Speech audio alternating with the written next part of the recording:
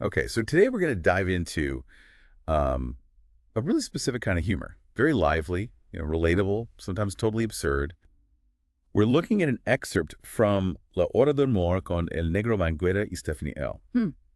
Our mission really is to unpack what makes this dialogue so funny and maybe what it tells us about like cultural stuff and family relationships. Hopefully we'll get a few laughs too. The source is basically a transcript from this comedy radio bit with the host, Negro Manguera, and his guest, Stephanie L. Yeah, and what's great about starting here is how comedy, it really acts like a powerful lens, doesn't it? For looking at very human things and often very culturally specific things too. A show like this isn't just about entertainment. It often holds up a mirror to, customs and behaviors, sometimes even questioning them a bit. Exactly.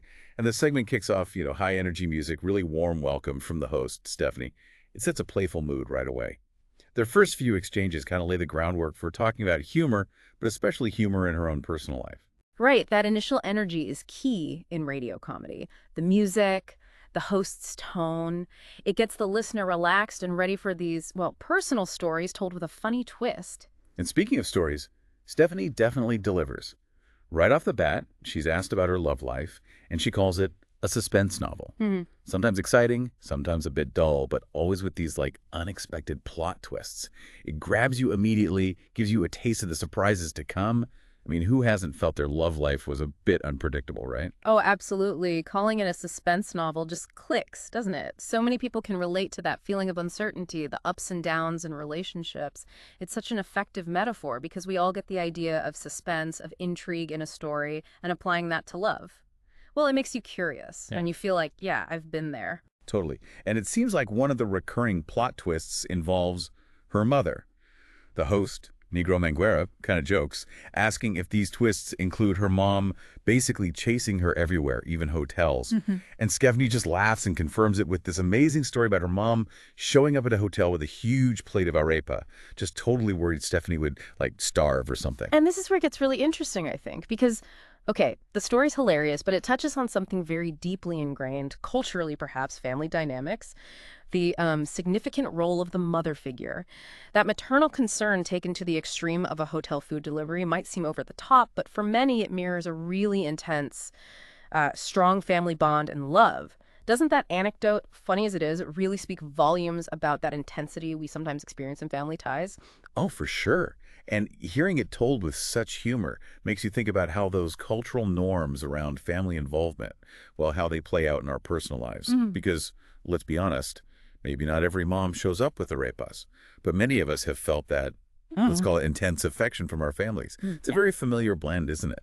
That mix of genuine care and sometimes maybe a slight invasion of personal space. Absolutely. Identification is the key here.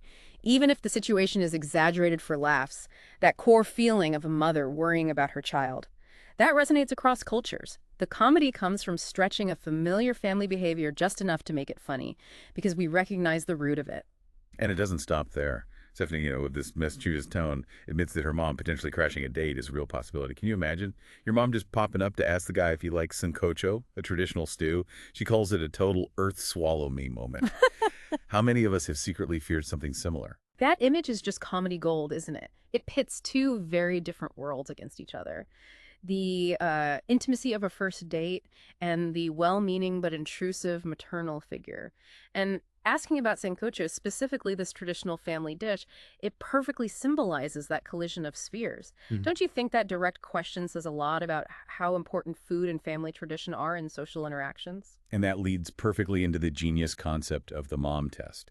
Stephanie jokingly tells guys they have to pass this test, survive a dinner with her mom before they can properly date her. She frames it like a reality show. Survivor, the mom test. It's just brilliant. Seriously, how many of us have felt like meeting the partner's family was some kind of endurance trial? What's fascinating there is how she's using humor to set boundaries and communicate her relationship expectations. By turning interaction with her mom into this kind of initiation rite, she's saying in a funny but very clear way, my family is a big deal. Yeah, Do you think labeling it the mom test actually helps lighten the potential tension around that whole subject? definitely. And not just that, it makes you think about all those unspoken tests we face in our own relationships, right? With a partner's family or even their friends. There are always these little codes or dynamics you have to figure out.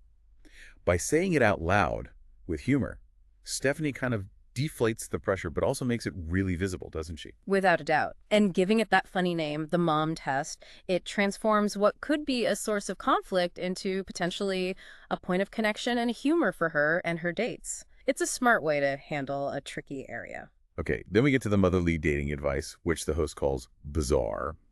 And yeah, this is where it gets even more surreal. Her mom apparently told her once, honey, the important thing is that the guy has good manners and that he doesn't eat your French fries.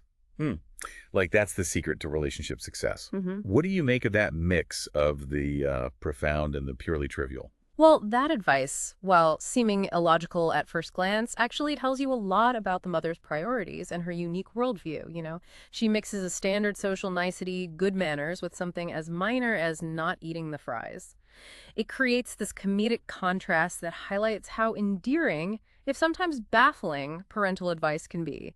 Isn't that blend of the significant and the insignificant where a lot of the humor lies? It's fantastic. Yeah. And Stephanie sums it up perfectly. She says her dates are basically a resistance test to see if the guys can handle the whole family menu, which includes the RASs, obviously, but also her mom's stories and Kirk's. It's like she's saying, if you can get through this, you're ready for anything. That image of the date as a resistance test, it really drives home the idea that for Stephanie, integrating family is non-negotiable. Anyone who can't roll with those family dynamics, comically represented by arepas and mom anecdotes, probably won't fit into her life long term. It's quite an apt culinary metaphor, isn't it, for bringing someone new into the family circle. And then we hit the climax of the whole segment, the story of her mom's surprise visit to a restaurant where Stephanie was actually on a date. And get this, she didn't just show up. She apparently sat down at the next table. The poor guy's reaction was apparently priceless. Is this a date or a TV show? Can you just picture it? Oh, that anecdote is pure comedic brilliance because it pushes that trope of the meddling but loving mom to its absolute limit and the boyfriend's question. It perfectly captures that sense of disbelief, the confusion when the lines between private and public just completely dissolve on a date. Such a strong, funny image. It's just so awkward, but so funny. Yeah. You imagine being the guy and just not knowing whether to laugh, run, or maybe ask the mom for her autograph, and comparing to a TV show is just spot on. Don't you think his spontaneous reaction is what makes the story even more memorable?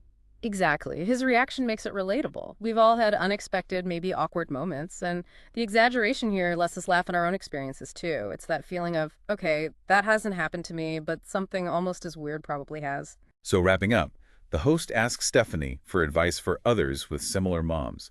And her answer is actually quite lovely and still funny. She says, basically, embrace that madness. Because at the end of the day, these moms mean well. They just want the best for their kids, even if they show it in unique ways, like bringing arepas to a hotel at odd hours. What do you think of that closing thought? I think that final piece of advice is really wise. It offers a positive frame for looking at these family dynamics that can sometimes feel, well, challenging.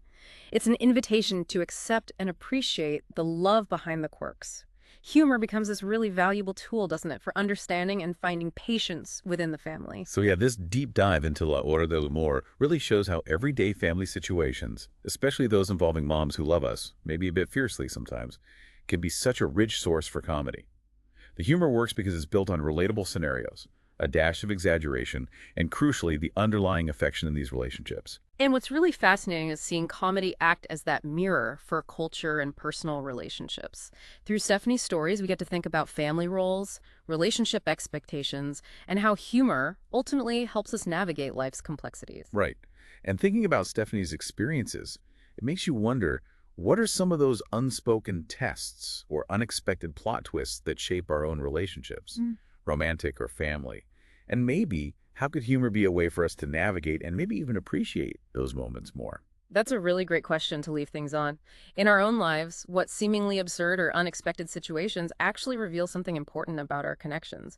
And maybe like Stephanie, can we find the humor in them to understand them better perhaps and strengthen those bonds?